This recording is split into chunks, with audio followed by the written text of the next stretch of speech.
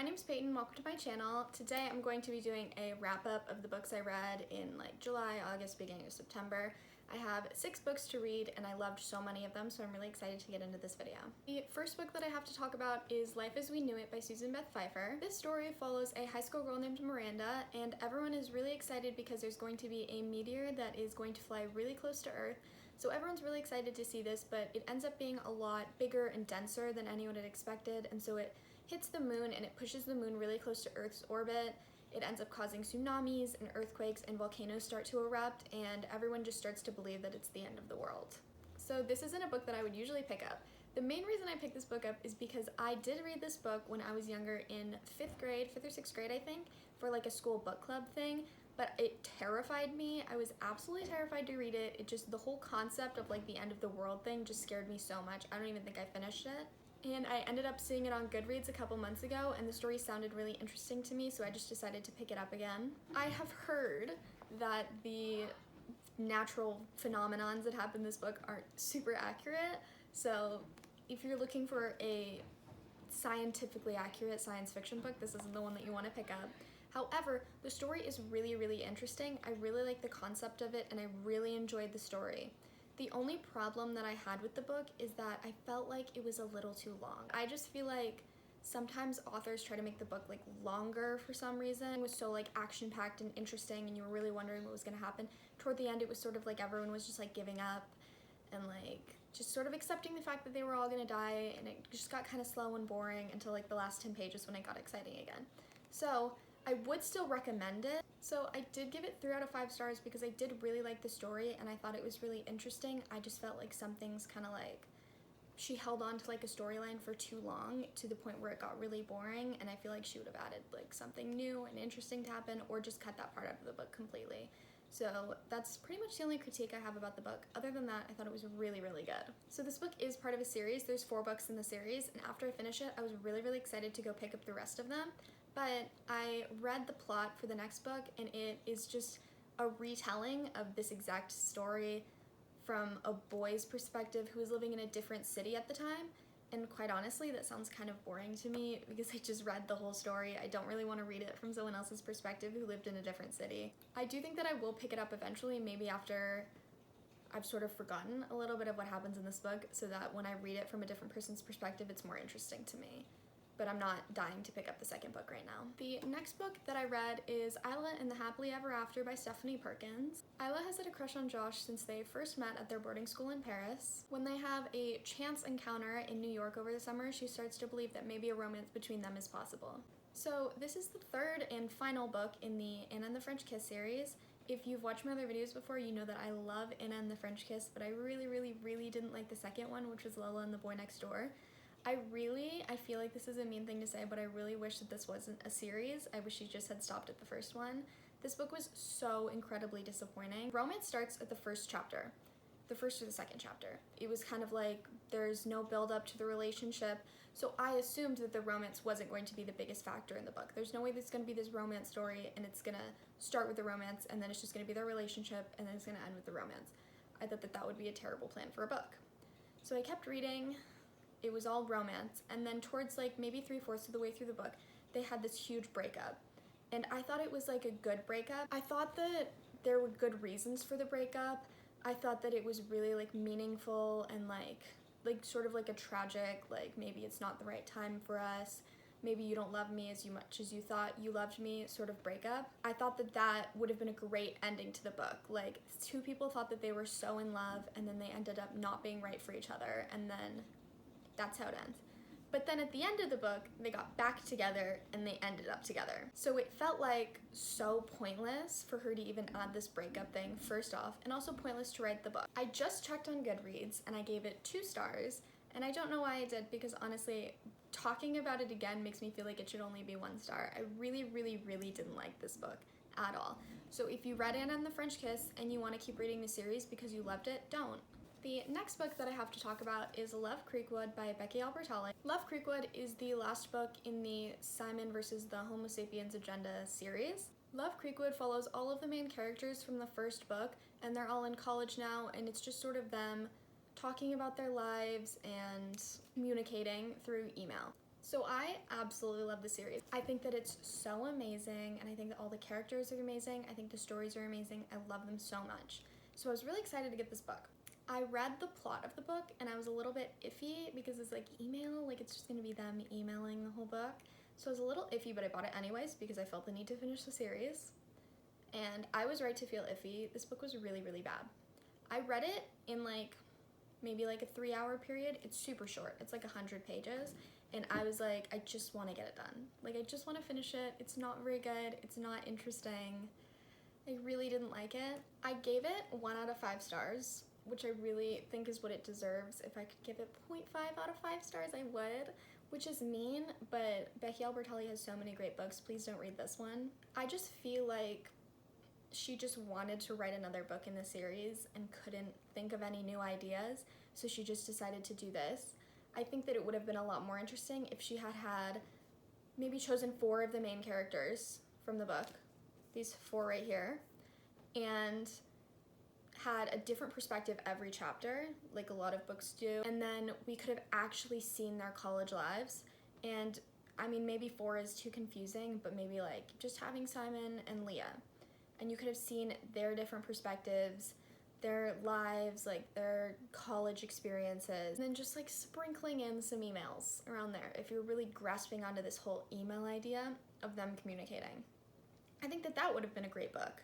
I did read that she donated all of the proceeds from this book to a charity, which I think is amazing. Like, if you can see that every single one, it's like there's the email header, and then it's an email, and it's like them talking about things that they've done, but you don't actually get to experience the things that they're doing. It's like having someone explain a movie to you.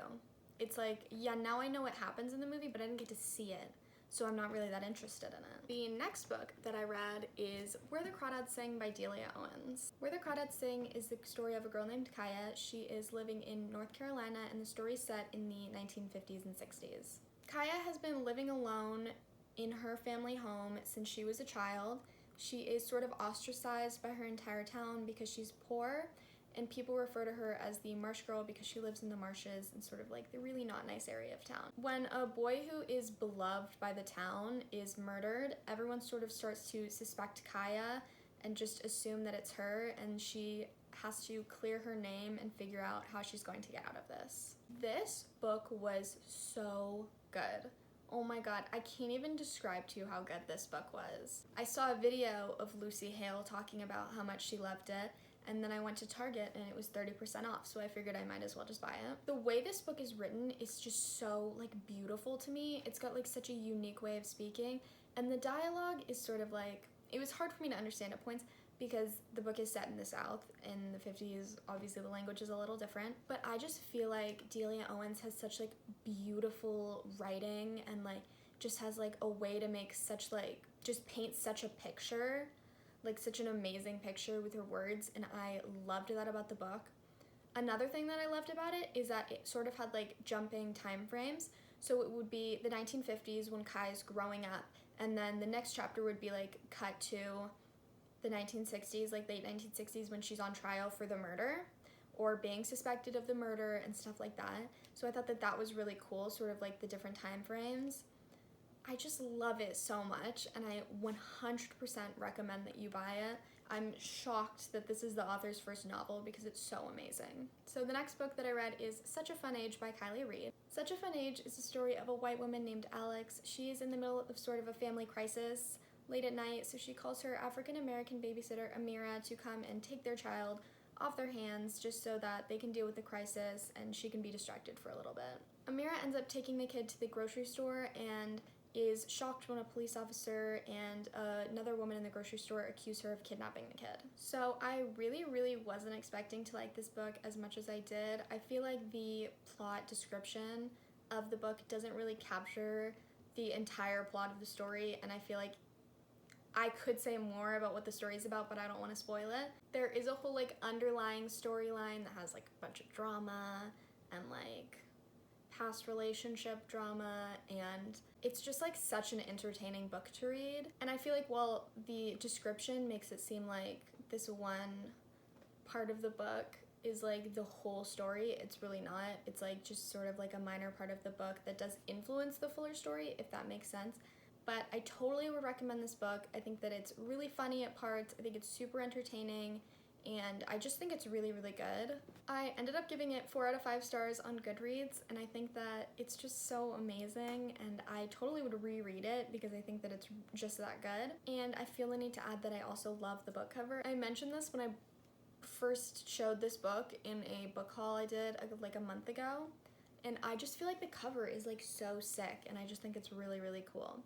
So yeah, I would totally recommend this one. So the next book that I read is Ready Player One by Ernest Cline. Ready Player One is a story of a boy named Wade Watts. He's living in the year 2044, and the world is sort of a bleak and sad place. Every single person on the planet spends most of their time going onto a virtual reality game called the Oasis. The founder and creator of the Oasis dies, and when he dies, he releases a video will saying that he has an Easter egg hidden somewhere in the game, and the first person to find it is going to get his entire fortune, which is like $500 billion, and total control over the Oasis. Wade decides to make it his mission to find the Easter egg first. It's been about 2 years since this like contest has been going on. Wade decides to make it his mission to find the egg first, and when he is the first one to figure out the first clue in the quest to find the egg, he ends up finding like struggles and conflicts and fights leading up to the end.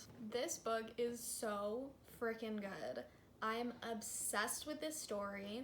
I think that the characters were amazing.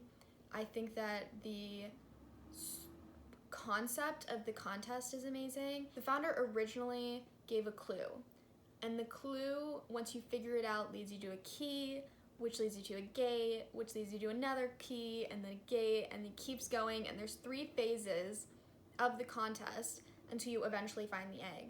And every contest is so like intricately thought out and like descriptive, and it's like I feel like you really have to read it to understand, but it's just such an amazing book, and you can tell that so much thought and like effort and research was put into it, and it was just such a fun read.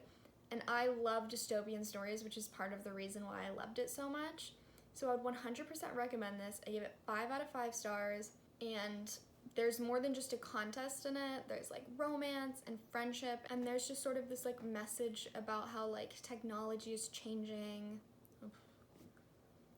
And there's just sort of this message about how like crazy technology is like right now, because the Oasis is such a huge thing to all these people who only grew up when you have the Oasis. People work on the Oasis, all the students go to school on it. You like put on your virtual reality goggles and you're in a classroom in a school, and you're just sitting at home while you're doing it, and everyone just spends all their time on this game. I think it's such a unique idea, and I'm just so obsessed with this book. I do have a problem with the movie though. The movie is not even close to as amazing as the book because of how much they've dumbed down everything in it. And I understand that, because obviously fitting this entire book into an hour-and-a-half movie is really difficult, but I just so disappointed when I saw the movie, because I just felt like it could have been so much more if they had just stuck closer to the original book. So I would totally 100% recommend this book. I cannot recommend it enough. So the last book that I have to talk about is The Mall by Megan McCafferty. The Mall is a story set in 1991, and it's a story of Cassie Worthy. It is her last summer before she goes off to college, and her boyfriend of 2 years suddenly leaves her for someone else, and she's completely blindsided by it. Just sort of spends the summer finding herself. She doesn't have a boyfriend for the first time in a really long time. She ends up reconnecting with old friends and just sort of finding out things about herself. And there's a little subplot about her and her friend trying to find this hidden treasure that's hidden in the mall. I gave this book 4 out of 5 stars because I think it's a really fun story. I think that Cassie was a really fun character, and just sort of her coming out of this relationship, trying to figure out who she was without this guy that she'd been with for so long, was such like an interesting storyline. I really liked the side characters. I liked the fact that it was set in 1991, which was really a fun aspect to the story. And I I just thought it was a really good story. Like, I just thought it was really sweet. I just really enjoyed it, so I would totally recommend this one. So those are all the books that I read recently. I really hope you enjoyed the video. If you're interested in looking at my Goodreads, I always put it in the description box below. If you like the video, like and subscribe. Have a good day.